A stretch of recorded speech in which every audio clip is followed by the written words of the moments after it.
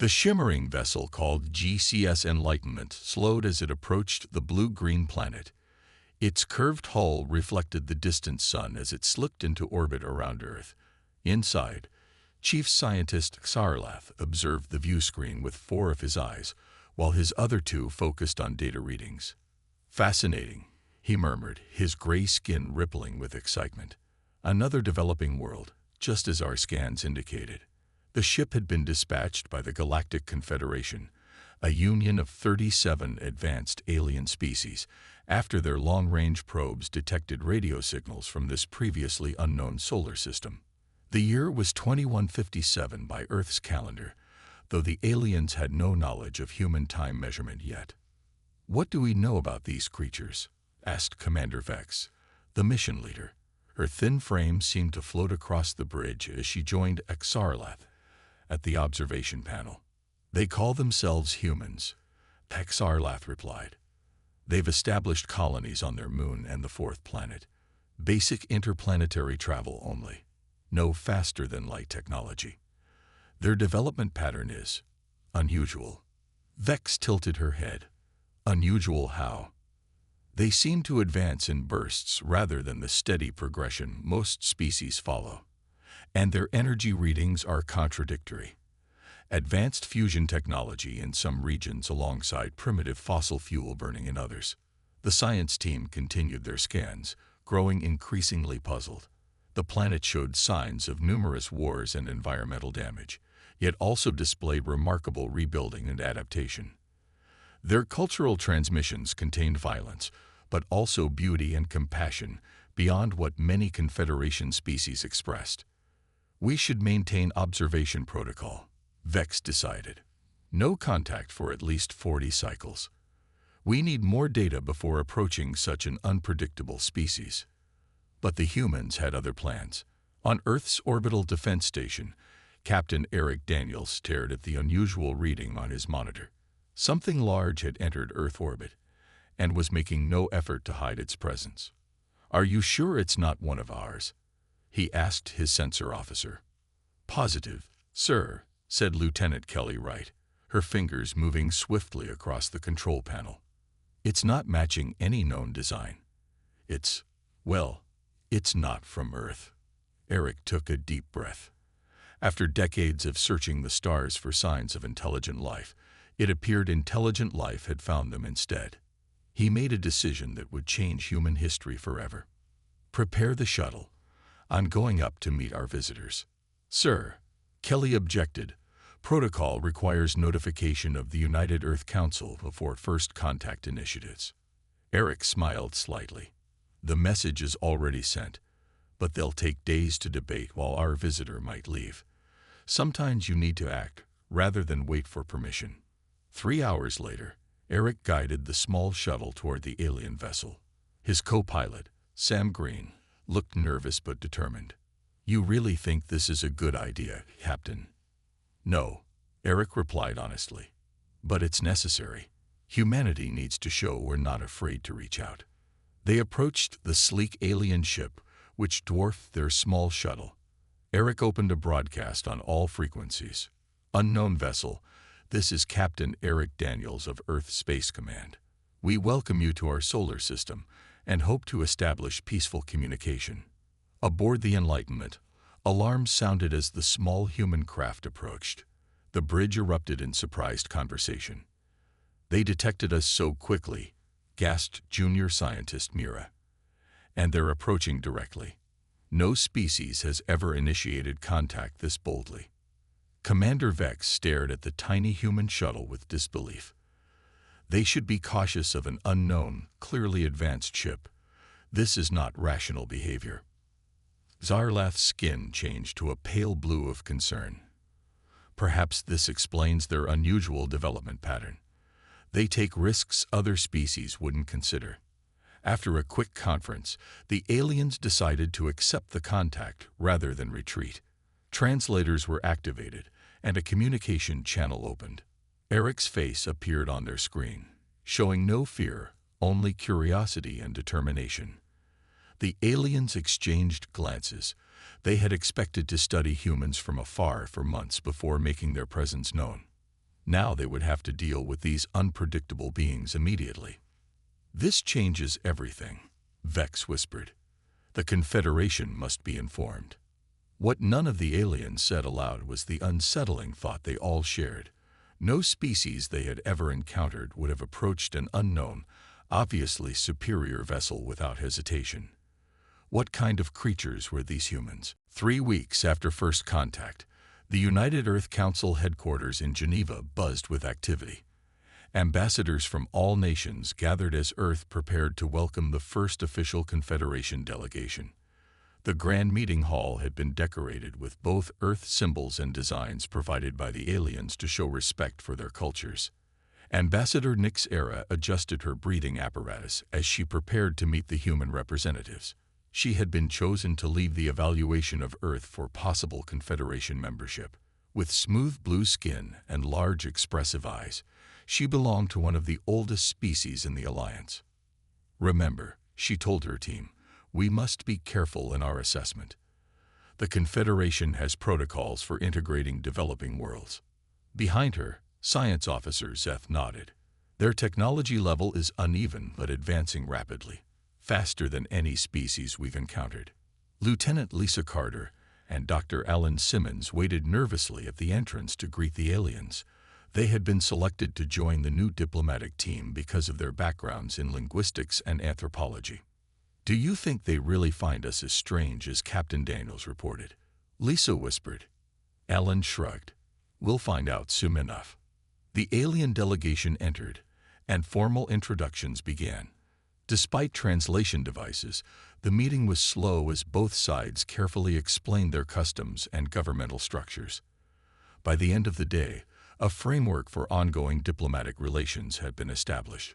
Over the following days, the aliens requested extensive access to human historical records.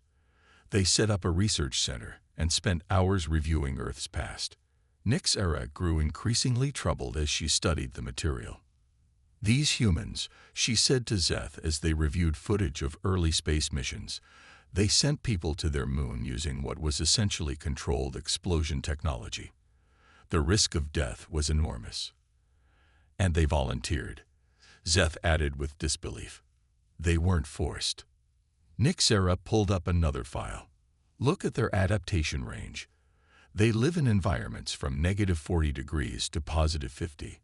Some of their people swim in frozen water for recreation." Zeth's skin paled.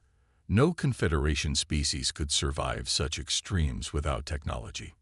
In another part of the facility, Dr. Alan Simmons was showing human entertainment media to a cultural specialist named Cree. They watched a survival film where humans overcame impossible odds in a disaster. "Is this based on actual events?"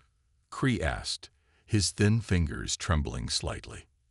"No, just fiction," Alan replied. "People enjoy stories about overcoming challenges. You find pleasure in imagining survival scenarios." Cree seemed disturbed. Most species find such thoughts distressing. Meanwhile, Lisa Carter had been invited to observe the Confederation representatives during their private meetings. They didn't know she understood enough of their language to follow their discussions without the translator. "They developed weapons before they developed medicine," one alien said. "Every major medical breakthrough in their history came from war research. Their bones are denser than any species we know. Their bodies continue functioning after injuries that would kill most beings," another added. "And they eat plants that would poison us," a third noted. "Some consume substances that cause pain because they enjoy the sensation." Lisa kept her face neutral, but inside she felt growing concern. These aliens weren't just studying humans. They seemed afraid of them. That evening, Nyxera called an emergency meeting with her team. "The Confederation must be informed immediately. These humans are unlike any species we've encountered. Are they too dangerous to include in the Confederation?" Zeth asked quietly. "I don't know," Nyxera replied honestly. "But we need to test them further. We need to understand what drives them."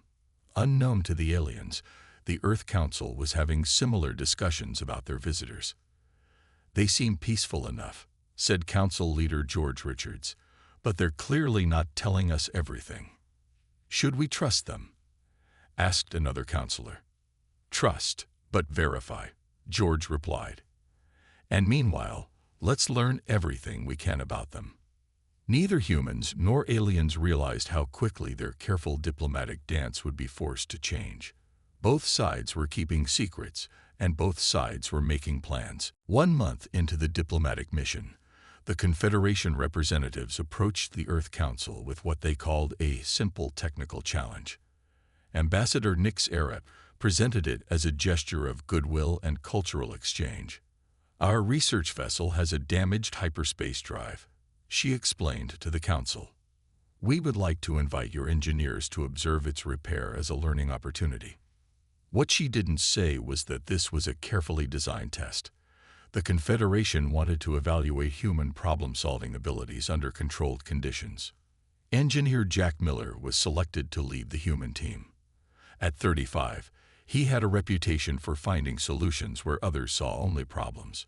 4 other engineers joined him: Susan Bell, Raj Patel, Greg Turner, and Maria Lopes.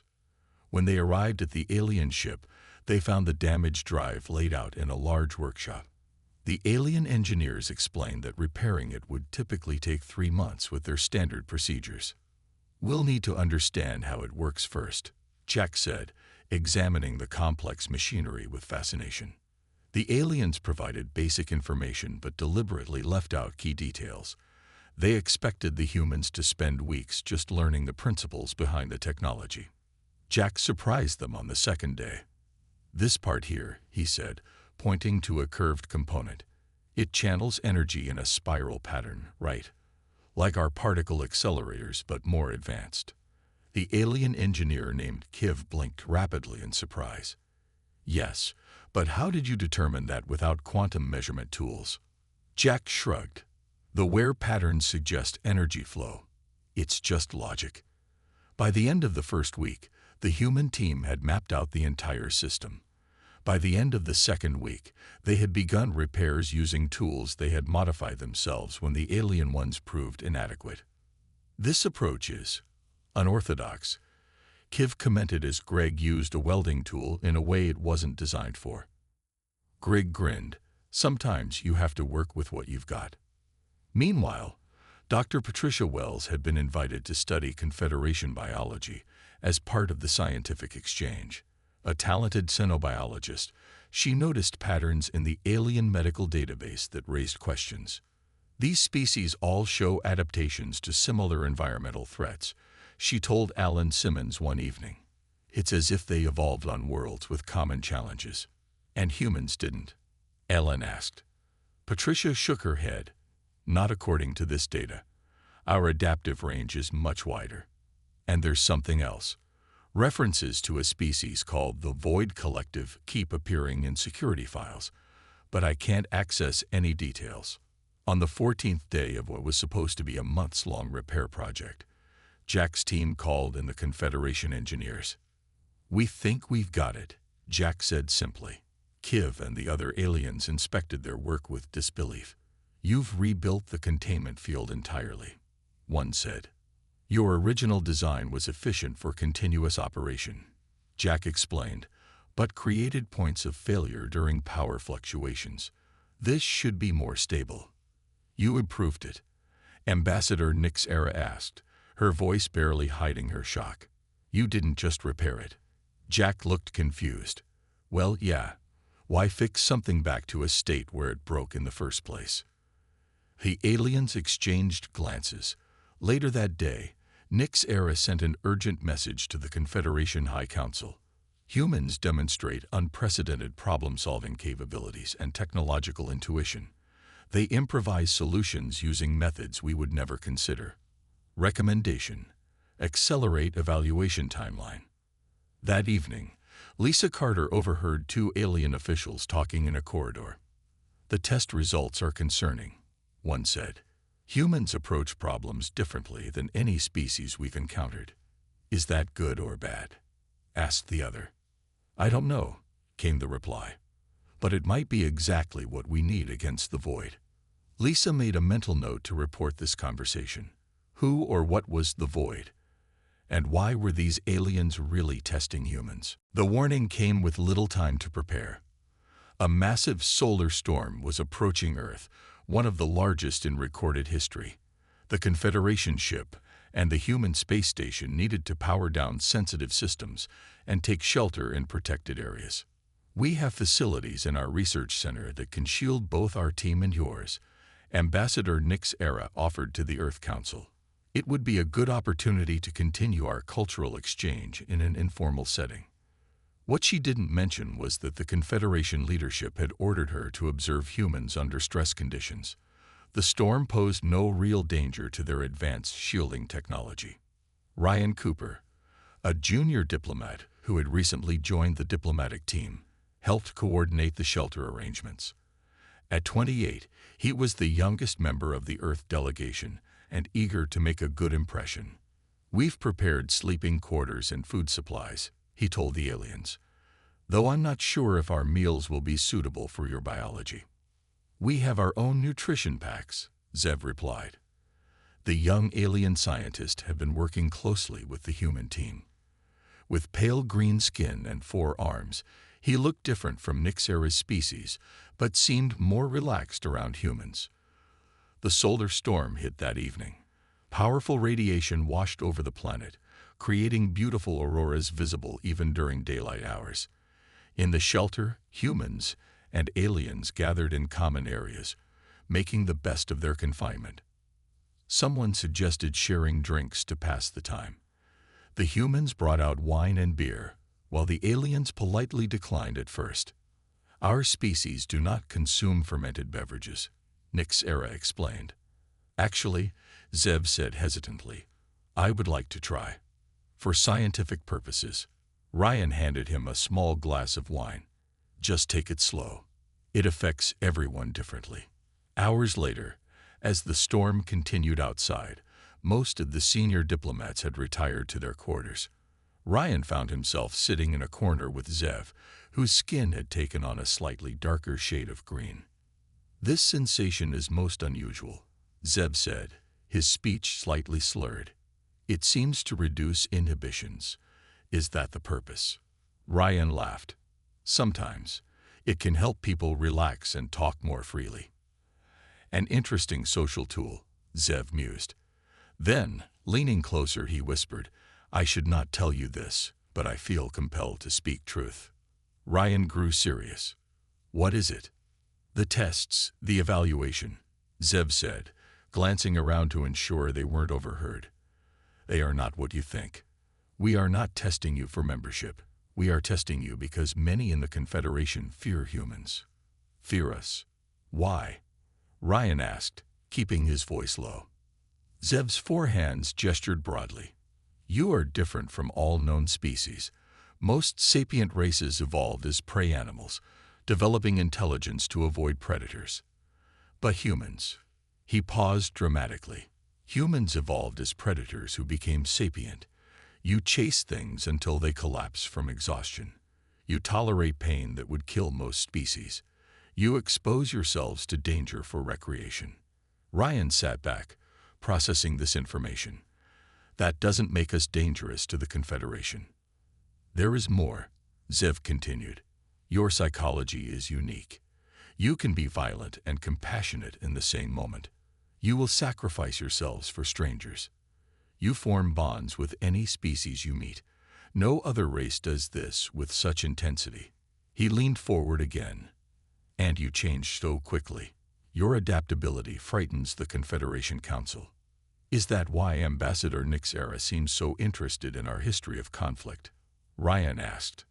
Zev nodded. "Some want to quarantine your species until you either destroy yourselves or evolve to be more predictable." His eyes widened suddenly. "I have said too much. The drinks affected me more than I calculated." The next morning, Zev avoided Ryan entirely. By afternoon, a message circulated that he had been reassigned to another Confederation vessel for specialized research. Ambassador Nix Era announced that the evaluation process would enter its final phase within days. Ryan knew he needed to share what he had learned with the Earth Council immediately. But he wondered, If humans frightened advanced alien civilizations, what did that say about humanity's place in the galaxy? The emergency alarms sounded throughout the diplomatic compound at exactly 3:17 a.m. Earth time. Ryan Cooper woke instantly, pulling on his uniform as he rushed to the command center. He hadn't yet had a chance to report what Zev had told him during the solar storm. When he arrived, the room was already filled with both human and alien officials. Ambassador Nix Era stood beside Earth Council leader George Richards, their faces equally grim. "What's happening?" Ryan asked Lisa Carter, who was monitoring communications. "An attack," she said quietly. "Something called the Void Collective has hit a Confederation outpost in the Proxima Centauri system." Nix Era stepped forward to address the gathered officials. For the first time since their arrival, the aliens' carefully maintained composure had cracked. "We must be direct now," she said. "The Void Collective is a hostile species that has been consuming worlds at the edge of Confederation space for centuries. They are not interested in diplomacy or coexistence. They convert all organic matter into fuel for their hive mind." Gasps and murmurs filled the room. George Richards raised his hand for silence. "Why are we just hearing about this threat now?" he demanded.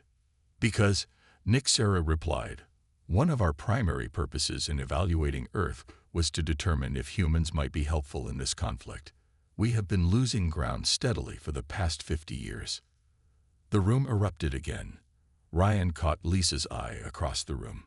This confirmed what Zev had revealed. "The outpost has 3,000 civilians," Nix Era continued when the noise died down. "Our nearest battle fleet is 2 days away. The outpost shields will fail in approximately 30 hours. Captain Julia Winters, commander of Earth's small defense fleet, stepped forward. "How far is this outpost from Earth?" "Less than 4 light hours with our hyperspace technology," Nix Era said. "But your ships lack the necessary drive systems." Julia's expression hardened. "Our ships may be primitive by your standards, but they're fast in normal space. If you can transport us there, we can help with evacuation." Nix Era looked surprised. "You would risk your vessels and crews for beings you have never met." "That's what we do," Julia replied simply. 6 hours later, 5 human ships were loaded into the massive cargo bay of a Confederation transport vessel. The plan was simple but dangerous. The transport would drop the human ships near the outpost, and they would help evacuate civilians while the transport prepared for the return journey. "Your vessels will be extremely vulnerable," Kiv warned as the human crews prepared for departure. "The Void Collective can predict movement patterns with remarkable accuracy. Most ships never escape once targeted." Julia smiled grimly. "Then we'll have to be unpredictable." The journey took only minutes through hyperspace. When they emerged, the human crews saw the outpost for the first time, a beautiful spiral structure orbiting a small moon. In the distance, dark shapes moved against the stars. The Void Collective ships looked like massive black spiders, their appendages stretching for kilometers. "They're faster than our sensors indicated," an alien voice said over the comm. "The shields are failing more quickly than predicted." Julia's voice was calm as she addressed her pilots. "Ignore the standard approach vectors. Each ship take a different path. Random course changes every 90 seconds. Let's show them something they haven't seen before." The 5 human ships launched, small and fragile against the vast darkness of space. The Void Collective vessels immediately changed course, moving to intercept them. But the human ships began flying in patterns that made no logical sense, looping, zigzagging, accelerating and decelerating randomly. From the Confederation transport, Nix Era watched in astonishment. "Their flight patterns are completely chaotic," she said. "No Confederation pilot would fly like that. It's wasteful, inefficient, and apparently effective," Kiv pointed out as the human ships slipped past the confused Void Collective vessels and reached the outpost. The evacuation began, with human ships darting back and forth between the outpost and the transport. But halfway through, disaster struck. A Confederation evacuation ship took a direct hit, its engines failing as it drifted toward the Void Collective fleet. Without hesitation, Julia Winters gave an order that shocked every alien who heard it. "We're going to dock with them," Julia Winters ordered, her voice steady despite the danger. "Prepare for emergency boarding and crew transfer." Her second-in-command, Paul Martinez, stared at her. "Captain, that's never been attempted between different ships, let alone different species vessels."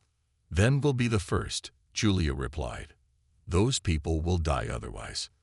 The human ship changed course, heading directly toward the damaged Confederation vessel. On the main Confederation transport, Nyxera watched in disbelief. "What are they doing?" she asked. "That's suicide. The connection ports aren't compatible." Kiv analyzed the approach vector. "I think they're attempting a direct hull-to-hull transfer. It's theoretically possible but has a failure rate of over 80%. Through the viewport, they watched as the human ship maneuvered alongside the drifting Confederation vessel. With careful precision, Julia's crew attached magnetic clamps to create a seal between the two ships. Then, using cutting tools designed for space station repairs, they began cutting through both hulls to create an opening. "They're breaching their own hull." Nyxera couldn't believe what she was seeing. Deliberately, within minutes, the human crew had created a passage between the ships. Julia led the rescue team personally, helping injured aliens across the makeshift bridge. When the last evacuee was transferred, she ordered her ship to detach, leaving the empty Confederation vessel behind. As their ship rejoined the evacuation fleet, the rescued aliens stared at their human saviors with a mixture of gratitude and bewilderment. 1 week later, representatives from the Galactic Confederation invited humanity to their Central War Council for the first time. The meeting took place aboard their largest vessel, a ship so vast it had its own ecosystems. Dr. Steve Harris, a military historian from Earth, joined the human delegation. Admiral Traz, the Confederation's military leader, displayed a holographic map showing void collective expansion over the past century. "We have lost 27 star systems. Our conventional tactics are failing." Steve studied the battle patterns carefully. The room fell silent as they waited for the humans to speak. "Your strategy is too predictable," Steve finally said. "You're fighting with perfect logical efficiency." Admiral Traz seemed confused. "Of course. How else would one conduct warfare?" "With chaos," Steve replied. "Your perfect formations and optimal attack patterns make it easy for the Void Collective to predict your next move. You need unpredictability." "Inefficiency as a tactic?" another alien commander asked, clearly skeptical. "Exactly," Steve nodded. "Humans call it asymmetric warfare. When facing a superior force, you don't match their strength. You change the rules of engagement." Steve walked to the holographic display and began suggesting alterations to Confederation tactics. His ideas seemed bizarre to the alien commanders, sacrificing efficiency for confusion, using decoy ships, creating false retreat patterns, changing strategies mid-battle. "This wastes resources," one alien objected. "It saves lives," Steve countered.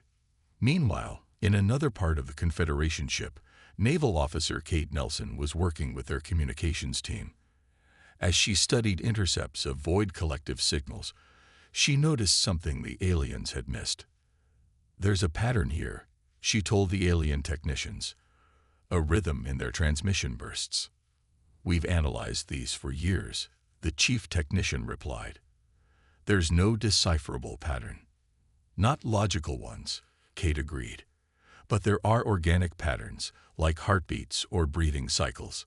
She demonstrated by tapping the rhythm on the console. "See, it pulses." The alien stared at her.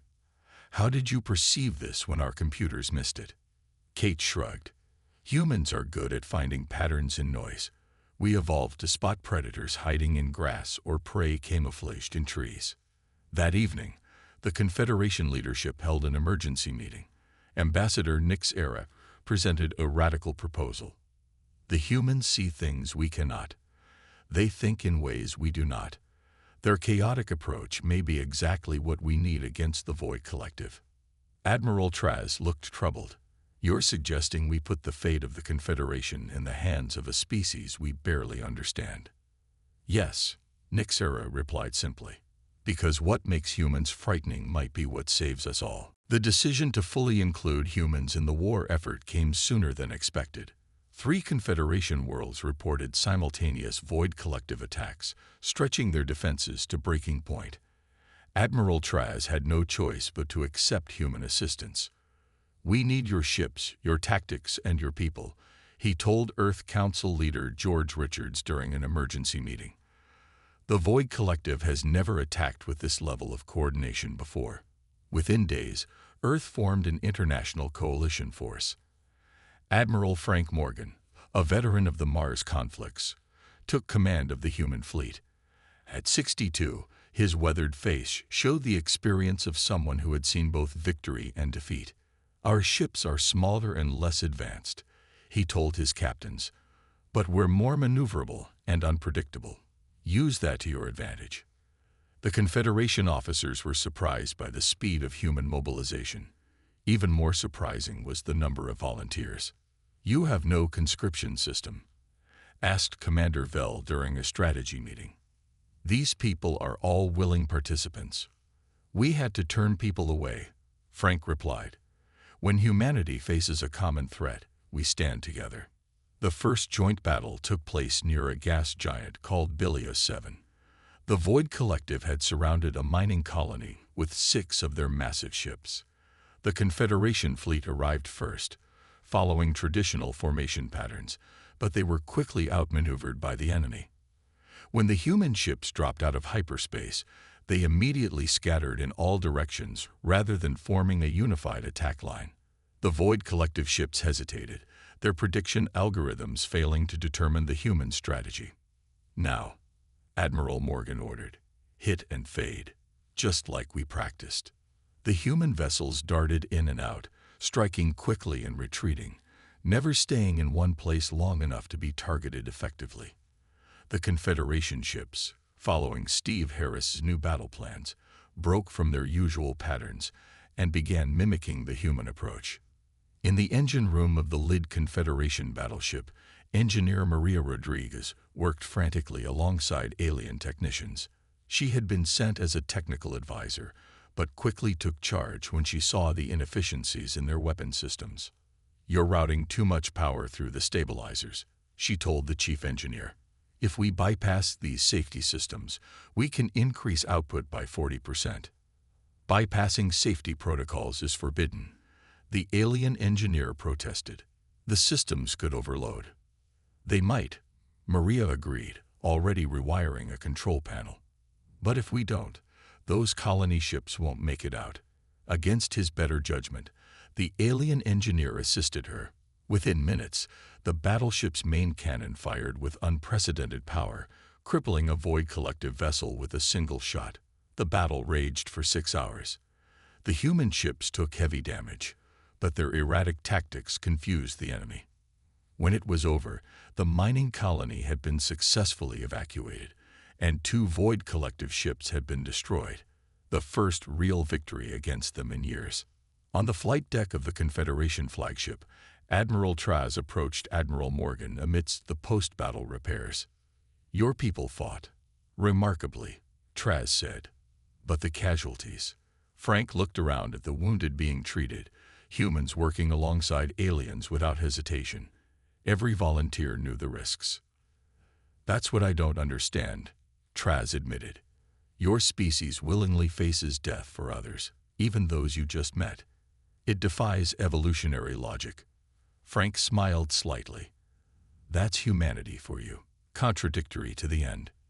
In the days that followed, more human specialists joined Confederation ships.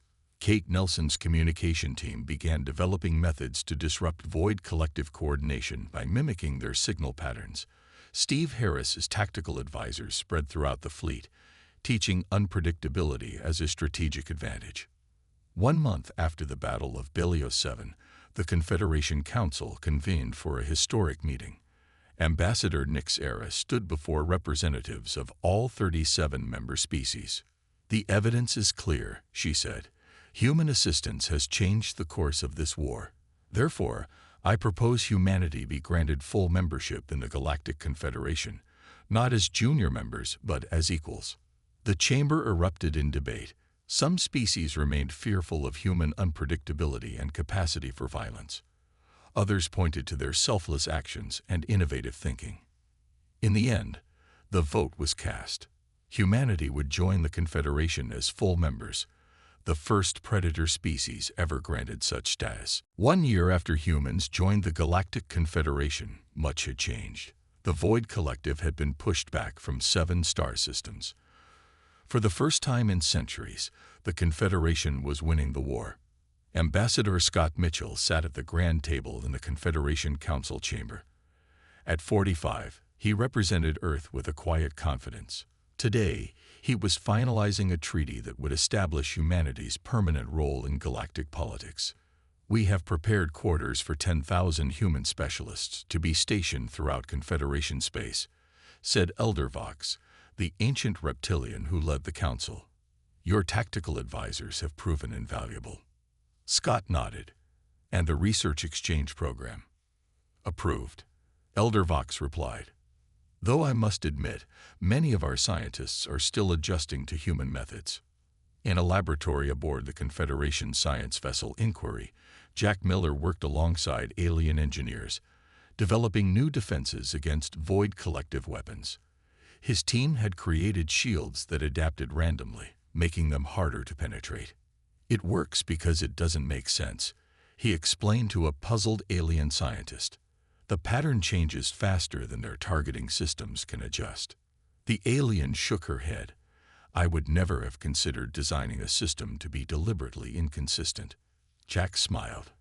Sometimes the best solution isn't the most logical one. In the command center of a frontier outpost, Captain Julia Winters now led a mixed human-alien defensive fleet.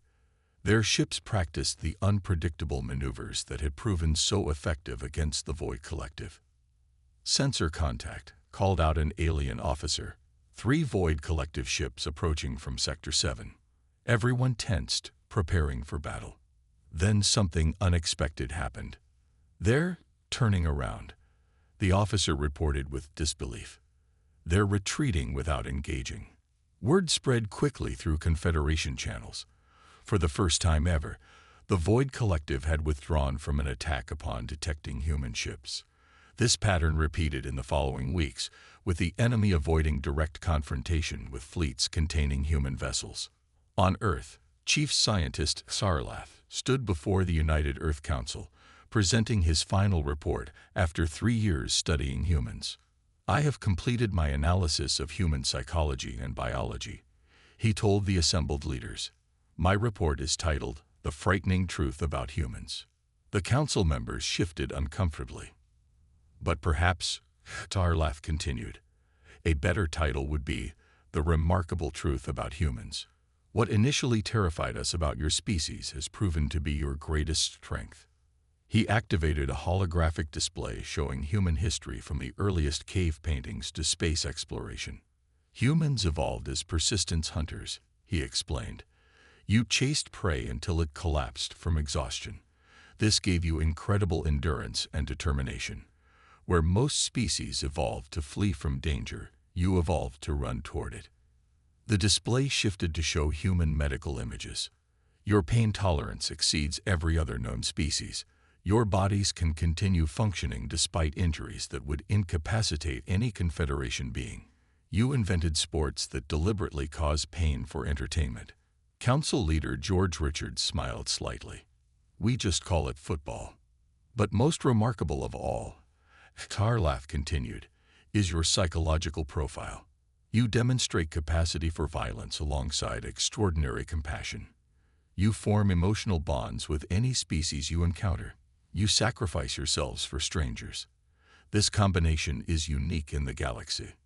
Later that evening, in a quiet ceremony aboard the Confederation flagship, Ambassador Nixere shared a meal with the human diplomatic team. The formal barriers that had once separated them had long fallen away.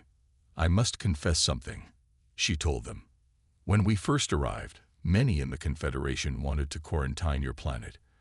They feared you would be too unpredictable, too dangerous to include in galactic society. What changed their minds? Asked Lisa Carter. You did, Nixera replied simply. By being exactly what we feared, but using those traits to protect rather than harm. As they spoke, reports arrived that another Void Collective fleet had retreated after detecting human ships. For the first time in the 1,000-year conflict, the enemy appeared to fear confrontation. The most frightening truth about humans, Nixera said, raising her glass in a gesture she had learned from her human friends, is not your capacity for violence or your strange biology. It's your endless capacity for hope against impossible odds. That is what makes you truly terrifying, and that is why we need you.